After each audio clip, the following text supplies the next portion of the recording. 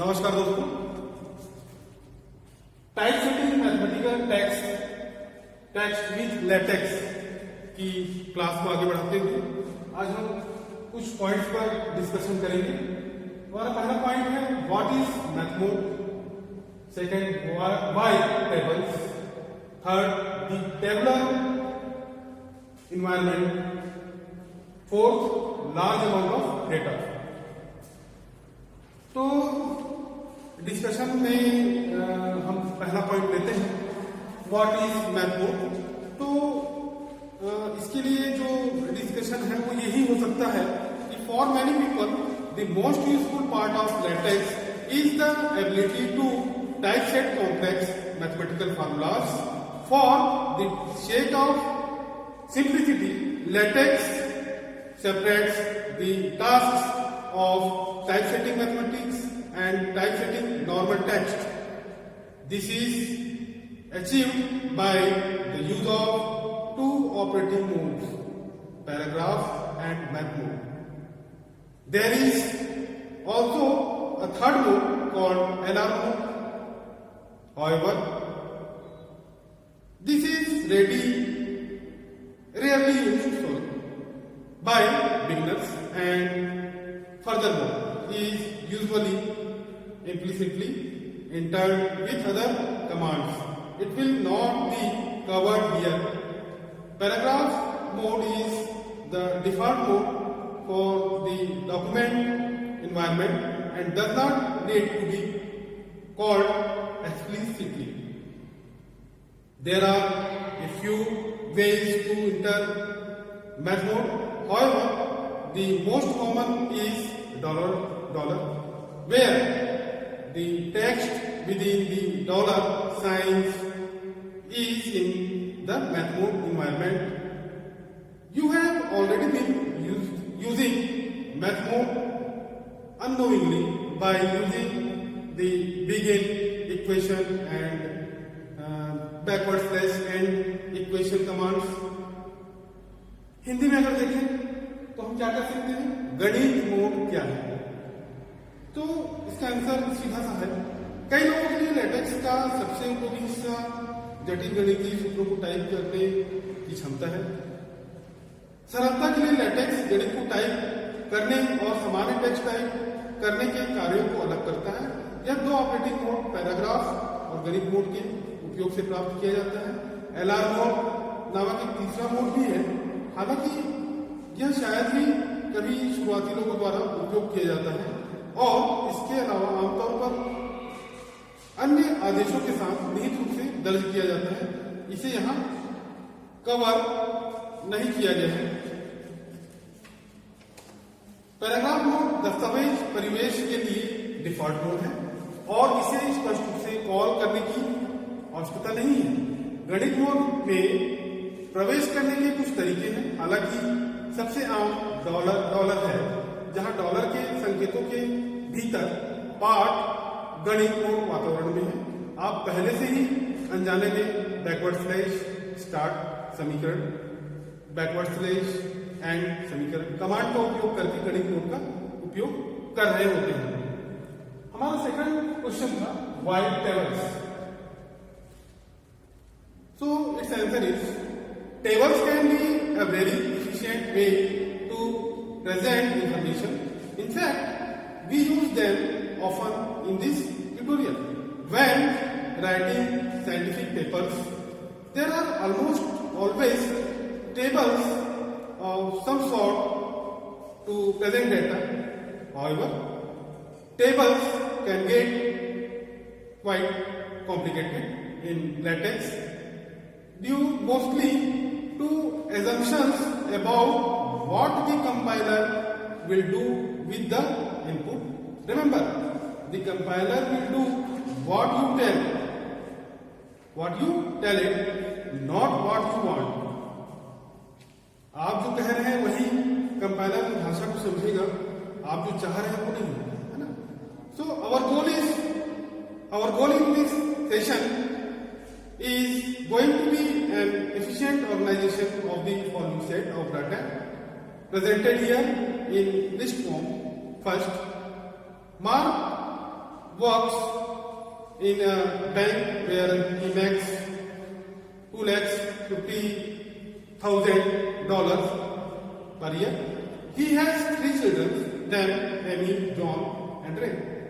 He likes windsurfing and jumping on trampolines. He has always wanted to own a cheese shop. Second,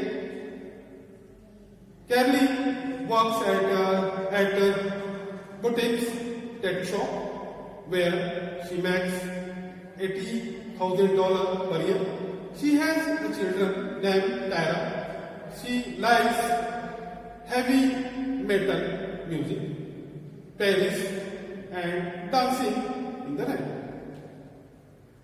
She has always wanted to tattoo a president of the United States. Third point, Carter is in graduate school where he makes $25,000 per year. He has no children. He likes candy, fast cars that he cannot afford, and ramen. He has always wanted to learn to play the ukulele in addition to traveling the world. Sam works at a non-profit work where she makes $50,000 per year. She has 2 children named Kelly and Sam Jr. She likes painting motorcycles and riding. She has always wanted to be in the circus. We will work up to organizing this information, starting with the basics. The tabular environment. The tabular environment is the basic environment for creating a table. We can think of a table as an array with separate cells where we need to individually define each cell. On the right is the code for a basic table with some of the information above. See how this looks, and then we will through each component of it. अगर हम हिंदी में समझने की कोशिश करें तो table क्यों, हमारा यही सवाल देखिए। तालिकाएं जानकारी प्रस्तुत करने का एक बहुत ही अच्छा तरीका हो सकता है। वास्तव में हम इस ट्यूटोरियल में अक्सर उनका उपयोग करते हैं वैज्ञानिक पत्र लिखते समय, डेटा प्रस्तुत करने के लिए लगभग हमेशा किसी न किसी प्रकार की तालिकाएं होती हैं। हालांकि कंपाइलर इनपुट के साथ क्या करेगा, इस बारे में धारणाओं के कारण लैटेक्स में टेबल काफी जटिल हो सकते हैं। याद रखें, कंपाइलर वही करेगा जो आप उसे बताएंगे, न कि आप जो चाहते हैं। इस खंड में हमारा लक्ष्य सूची के रूप में यहां प्रस्तुत डेटा के निम्नलिखित सेट का एक कुशल संगठन बनने जा रहा है। फर्स्ट, मार्केट बैंक में काम करता है, जहां वह प्रतिवर्ष $2.5 लाख कमाता है। उनके एमी, जॉन और रे नाम के 3 बच्चे हैं। उसे विंड सर्फिंग और ट्रैम्पोलिन पर कूदना पसंद है। वह हमेशा से एक पनीर की दुकान का मालिक बनना चाहता था। सेकंड, हमारा एग्जाम्पल क्या था, कार्ली मुझे टैटू की दुकान पर काम करती है, जहां वह हर साल $80,000 कमाती है। उसका एक बच्चा है जिसका नाम टायरा है। उसे भारी धातु संगीत, पेरिस और बारिश में नृत्य करना पसंद है। वह हमेशा से संयुक्त राज्य अमेरिका के राष्ट्रपति का टैटू बनवाना चाहती थी। थर्ड हमारा पॉइंट क्या था, कार्टर स्नातक विद्यालय में है, जहां वह प्रतिवर्ष $25,000 कमाते हैं। उसकी कोई संतान नहीं है। उसे कैंडी तेज कारें पसंद है जिन्हें वह बर्दाश्त नहीं कर सकता, और रेलवे। ठीक है, वह हमेशा दुनिया की यात्रा करने के अलावा अकेले खेलना सीखना चाहता है। सैम एक गैर लाभकारी संस्था में काम करता है जहां वह प्रतिवर्ष $50,000 कमाती है। उनके काइल और सैम जूनियर नाम के 2 बच्चे हैं। उन्हें पेंटिंग, मोटरसाइकिल और रेडिट पसंद है। वह हमेशा सर्कस में रहना चाहते हैं। नाउ हम बुनियादी बातों से शुरू करके इस जानकारी को व्यवस्थित रूप में रखने की कोशिश करते हैं। सो तालिका बनाने के लिए सारणीबद्ध वातावरण मूल वातावरण है। हम एक तालिका को अलग अलग कोशिकाओं के साथ एक सारणी के रूप में सोच सकते हैं, जहां हमें प्रत्येक सेल को व्यक्तिगत रूप में परिभाषित करने की आवश्यकता होती है। दाईं ओर ऊपर दी गई कुछ जानकारी के साथ मूल तालिका के लिए कोड है। देखें कि यह कैसे दिखता है और फिर इसके बारे में, इसके घटक के बारे में चर्चा करेंगे। Now large amount of data. When dealing with large amount of data, either in the form of large table or large amount of data in an individual cell, one must remember the following.